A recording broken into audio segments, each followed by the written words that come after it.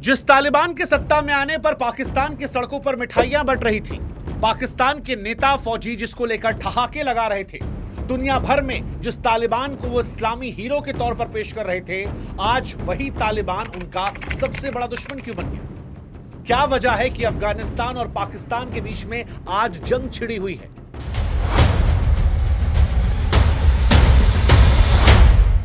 वो पाकिस्तान जो दशकों तक अफगान तालिबान को गोला बारूद हथियार फ्री डिलीवर कर रहा था, आज क्या हो गया कि उसी इस्लामाबाद में काबुल से हर रोज मौत की सौगात आ रही है? वो अफगान और पाकिस्तान जो एक कुरानी कसम खा रहे थे, जो दो इस्लामी भाई बनकर रोटी और बेटी का रिश्ता निभा रहे थे, आज क्यों एक दूसरे को खाक में मिलाने पर तुले? ऐसा क्या हो गया कि बॉर्डर पर रिश्ते इतने खराब हो गए कि एक दूसरे को ये मरने मारने पर उतारू हो गए? आखिर क्या ऐसी वजह हुई कि आज अफगानियों को पाकिस्तानियों से नफरत है, चाहे क्रिकेट का मैदान हो या फिर सरहद से लगती जमीन? क्या अंतर है तालिबान और तहरीके तालिबान में? क्या था वो ब्रिटिश राज में सरहदों को लेकर बांटा गया जहर जो आज जैसे हिंदुस्तान और पाकिस्तान और कश्मीर पर लड़ा रहा है, वैसे ही पाकिस्तान और अफगानिस्तान को लड़वा रहा है? क्या अंग्रेजों का बंटवारा आज इन दोनों को जानी दुश्मन बना चुका है? और इन सब के बीच वो सऊदी अरब जिसने पाकिस्तान से डील की है, क्या वो पाकिस्तान का साथ निभाएगा या पाकिस्तान को चपरासी बनाकर रखेगा?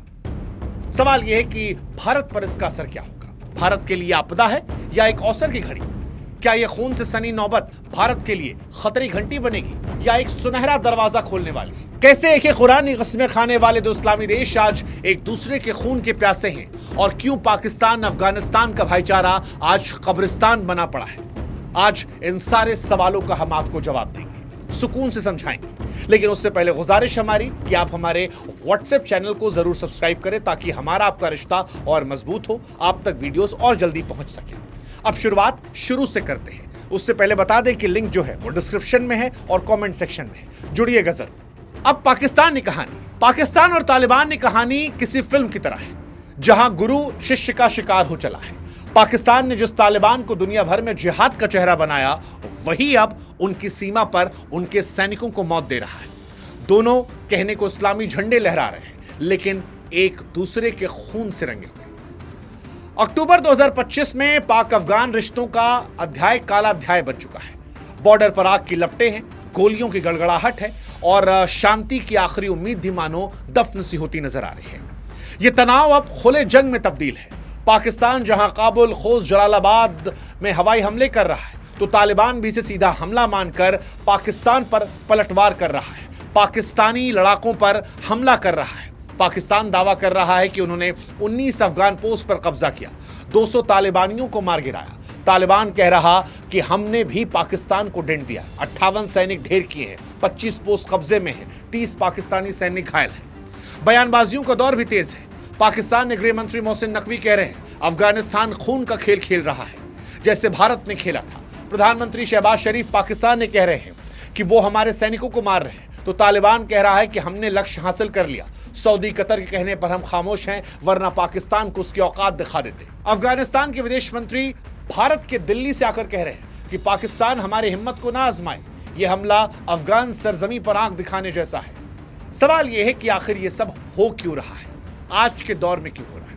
पाकिस्तान अफगानिस्तान भाईचारे का कब्रिस्तान क्यों बना है? तो इस कहानी को अगर आपको समझना है तो आपको पीछे जाना पड़ेगा। 2000 के दशक में जब 9/11 का हमला हुआ था, उसके बाद अमेरिका ने अफगानिस्तान पर हमला किया था। अमेरिका ने ओसामा बिन लादेन को मारने का पूरा प्लान बनाया था। उस वक्त पाकिस्तान अमेरिका का सहयोगी बन गया, लेकिन पाकिस्तान दोहरा खेल खेल रहा था। एक तरफ वो अमेरिका को आतंकवाद के खिलाफ लड़ाई में समर्थन दे रहा था, दूसरी तरफ उसने अफगान तालिबान को पनाह देना शुरू किया, उसे हथियार दिए, उनकी मदद की। पाकिस्तान का मकसद था कि अफगानिस्तान में एक ऐसी सरकार बन जाए जो उनकी बात माने, उसे जैसे चाहे पाकिस्तान इस्तेमाल करे, भारत के खिलाफ उनके लिए मजबूत साझेदार बने। और इसी के बीच में एक नया संगठन बनता है जिसका नाम होता है तहरीके तालिबान पाकिस्तान, TTP, जिसे पाकिस्तानी तालिबान कहते हैं। TTP का जन्म जो है वो पाकिस्तान के कबायली इलाकों में हुआ, जहां अमेरिकी दबाव में पाकिस्तानी सेना ने आतंकवाद के खिलाफ ऑपरेशन शुरू किए थे। ये ऑपरेशन स्थानीय पश्तून कबीलों को निशाना बनाते थे, जिनमें से कई लोग नाराज होकर टीटीपी में शामिल हो गए। हालांकि ये तालिबान और असली तालिबान के बीच में आपको अंतर समझना पड़ेगा और इनकी ज्योग्राफी भी हम आपको समझाएंगे अंग्रेजों के उस विवाद, उस बंटवारे से, जिसके चलते अफगान तालिबान, पाकिस्तान तालिबान के बीच में बंटवारा हुआ। लेकिन पहले अफगान तालिबान और पाकिस्तान तालिबान का अंतर समझाते हैं। अफगानिस्तान तालिबान दरअसल एक राष्ट्रवादी संगठन है जिसका मकसद अफगानिस्तान में सत्ता हासिल करना था और वहां शरिया कानून लागू करना था। ज्यादातर लोग पश्तून समुदाय से आते हैं। अफगानिस्तान के बाहर की लड़ाई में उन्हें ज्यादा इंटरेस्ट नहीं है। जबकि टीटीपी की आप बात करेंगे तो इसका मकसद पाकिस्तान की सरकार को उखाड़ फेंकना और वहां शरिया कानून लागू करना है। यह पाकिस्तान को अपना दुश्मन मानता है क्योंकि उसकी सेना ने कबायली इलाकों में ऑपरेशन किया था। पाकिस्तान ने अफगान तालिबान को समर्थन दिया लेकिन टीटीपी को हमेशा कुचलने की कोशिश की। उसने टीटीपी के खिलाफ कई ऑपरेशन चलाए जिसमें हजारों लोग मारे गए, अफगानिस्तान भाग गए। अफगानिस्तान तालिबान ने इन भागे हुए टीटीपी लड़ाकों को शरण दी क्योंकि उनके बीच वैचारिक और सांस्कृतिक समानताएं थी। ये वो लोग थे जिन्हें पाकिस्तान दहशतगर्द कह रहा था लेकिन तालिबान उन्हें भाई मान रहा था और यही दोनों के बीच बवाल हो गया। 2021 में जब अमेरिका अफगानिस्तान से हटा, तालिबान ने काबुल पर कब्जा किया तो पाकिस्तान को लगा कि अब उसकी जीत हो गई है। वो चाहे जैसे इस सरकार का इस्तेमाल कर सकता है। अफगान की नई सरकार उसके लिए कठपुतली होगी। तालिबान ने सत्ता में आने के बाद टीटीपी को और ज्यादा समर्थन देना शुरू किया। संयुक्त राष्ट्र और इन खुफिया रिपोर्ट्स की माने तो तालिबान ने टीटीपी को हथियार और ट्रेनिंग के साथ साथ ठिकाने भी दिए। टीटीपी के लड़ाकों को अफगानिस्तान के खोस, पख्तिका और कुनार जैसे इलाकों में पनाह दी गई। 2021 के बाद से टीटीपी ने पाकिस्तान में हमलों की संख्या तेजी से बढ़ाई है। 2022-23 में टीटीपी ने सैकड़ों हमले किए जिसमें पाकिस्तानी सैनिकों और नागरिकों की जान गई। यही विवाद होता है। पाकिस्तान कहता है कि तुमने पाला पोसा है, तालिबान गवर्नमेंट कहती है कि भाई तुम्हारी जमीन पर तुम्हारी लड़ाई है, हमसे क्या लेना देना। पाकिस्तान बार बार तालिबान से कह रहा है टीटीपी को रोक लो, लेकिन तालिबान हर बार दाएं बाएं बात टाल दे रहा है। तालिबान के लिए टीटीपी एक रणनीतिक हथियार है जिसे वो पाकिस्तान पर दबाव बनाने के लिए इस्तेमाल करता है। नतीजा ये हुआ कि पाकिस्तान अब हर महीने टीटीपी के हमलों का शिकार हो रहा है और यही वो आग है जिसे कभी पाकिस्तान ने खुद लगाया था, लेकिन अब पाकिस्तान उस आग में झुलस रहा है। इसकी भी वजह है, दरअसल पाकिस्तान अफगानिस्तान के संबंध खराब चल रहे हैं, आज से नहीं पहले से, जिसकी वजह से क्रिकेट में और बॉर्डर पर दोनों जगह असर दिखा। और इसकी वजह है शरणार्थी संकट जिसने भाईचारे में जहर डाला। 2023 में पाकिस्तान ने एक बड़ी गलती की थी जिसने तालिबान के साथ उनके रिश्तों को खराब किया। उसने देश में रह रहे 10 लाख से ज्यादा अफगान शरणार्थियों को जबरदस्ती निकाला, कईयों को मारा पीटा, उनकी दुकान सामान छीन लिया। ज्यादातर लोग ऐसे थे जो दशकों से पाकिस्तान में रह रहे थे, बच्चे, महिलाएं, बुजुर्ग शामिल थे। पाकिस्तान का तर्क था कि ये शरणार्थी सुरक्षा के लिए खतरा है, टीटीपी के हमलों में शामिल है, लेकिन हकीकत में ये एक पॉलिटिकल फैसला था जिसका मकसद तालिबान पर दबाव बनाना था। इस नीति के भयानक नतीजे हुए, हजारों परिवार रातों रात बेघर हुए, कई बच्चों की पढ़ाई छूटी, लोग सर्दियों में बिना छत के रहने को मजबूर हुए। और कई बार आपने देखा होगा अफगान क्रिकेट टीम ने भी इन शरणार्थियों को अपनी जीत डेडिकेट की। अफगानिस्तान पाकिस्तान के बीच में क्रिकेट में भी जो विवाद हुआ उसके पीछे एक बहुत बड़ी वजह थी। अफगानिस्तान पहले से ही आइसोलेट था, उसकी अर्थव्यवस्था टूटी थी, उस पर और बोझ पड़ गया क्योंकि इतने शरणार्थियों को संभालने में वो असमर्थ था। तालिबान सरकार ने उस दौर में भी इस्लामी भाईचारे का विश्वासघात इसे माना था और पाकिस्तान के खिलाफ बयानबाजी तेज कर दी। आज अफगानिस्तान के जो गृहमंत्री भारत में हैं और भारत में अलग अलग जगह घूम रहे हैं, भारत से रिश्ते बेहतर कर रहे हैं, उसके पीछे एक ये भी बड़ी वजह है। अफगान जनता पहले पाकिस्तान को अपना मुस्लिम भाई मानती थी, लेकिन अब इस घटना के बाद उसे जालिम कहने लगी। इस नीति ने तालिबान और टीटीपी को करीब ला दिया क्योंकि दोनों का अब पाकिस्तान से बदला लेने का एक साझा मकसद था।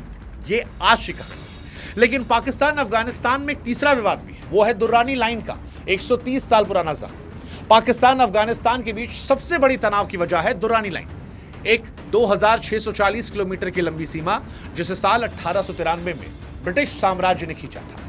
इसका मकसद अफगानिस्तान और ब्रिटिश भारत, जो आज का पाकिस्तान है, को अलग अलग करना था। दरअसल अफगानिस्तान पर ब्रिटिश हमला किए थे और उसी दौर में हमले समझौते के बीच में ये लाइन खींची गई थी, यानी उन हिस्सों को जिन पर कब्जा अंग्रेजों ने किया था वो ब्रिटिश भारत का हिस्सा थे, बाद में पाकिस्तान को दे दिए गए, जबकि वो असल में अफगानिस्तान का हिस्सा थे। इस पर कभी विस्तार से हम वीडियो और बनाएंगे और आपको समझाएंगे अंग्रेजों ने कैसे अफगानिस्तान को बांटा था। लेकिन इस सीमा ने पश्तून और बलोच समुदाय को दो हिस्सों में बांट दिया, जो आज भी इसका विरोध करते हैं। अफगानिस्तान का रुख यह है कि अफगानिस्तान ने कभी भी इस दुरानी लाइन को आधिकारिक सीमा के तौर पर स्वीकार नहीं किया। तालिबान इसे नहीं मानता। वो कहता है कि यह पश्तूनों को बांटने की कोशिश है।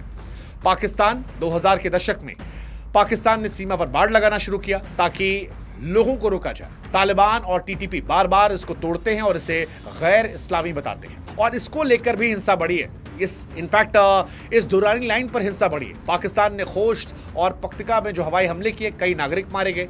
जवाब में तालिबान ने भी हमला किया। अब ये सीमा जो है सिर्फ नक्शे की रेखा नहीं बल्कि बारूद और खून की लकीर बन गई। हालांकि इन सब के बीच में कहानी और बढ़ी। वो मोड़ आया जिसने पाकिस्तान का दिमाग खराब कर दिया जब अफगानिस्तान के विदेश मंत्री अमीर खान मुक्तकी भारत आए। अभी वो भारत के दौरे पर है। हम भी अफगानिस्तान गए थे, वहां लोगों से मुलाकात की थी। अफगानिस्तान अगर आप जाएंगे वहां हिंदुस्तान को लेकर बड़ा प्यार है, पाकिस्तान के नाम से नफरत है और ये अब दिखाई पड़ रहा है कूटनीतिक रिश्तों में भी। एस जयशंकर साहब से मुलाकात, भारत ने काबुल में अपनी एम्बेसी फिर से खोलने की घोषणा की। अफगान भारत व्यापार समझौते पर चर्चा हुई।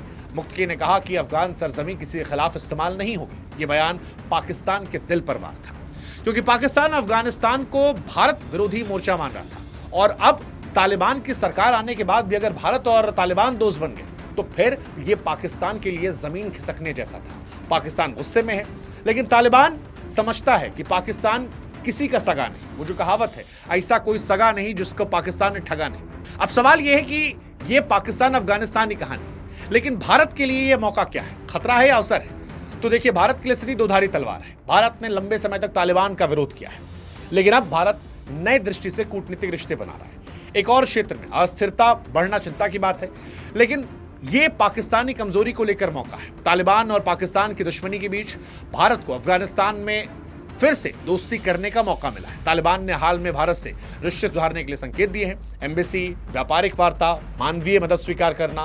भारत अफगानिस्तान में विकास, शिक्षा, स्वास्थ्य प्रोजेक्ट के जरिए सॉफ्ट पावर बढ़ाने की बात चल रही है। चाबहार पोर्ट को लेकर भी भारत का तुर्क हो सकता है। भारत का चाबहार पोर्ट जो ईरान में है, अब अफगानिस्तान और मध्य एशिया के लिए भारत की आर्थिक जीवन रेखा बन सकता है। पाकिस्तान के रास्ते जाने की जरूरत नहीं, इससे भारत का आर्थिक प्रभाव बढ़ेगा, पाकिस्तान का महत्व घटेगा। अफगानिस्तान के लिए भारत एक वैकल्पिक व्यापारिक रिश्ता बन सकता है जिससे अफगानिस्तान में भी डेवलपमेंट हो जाएगा और मानवीय कूटनीतिक रिश्ते जो हैं वो तो बढ़े ही बढ़ेंगे। हालांकि खतरा भी है, अगर अफगानिस्तान में फिर से संगठन एक्टिव होते तो फिर क्या होगा?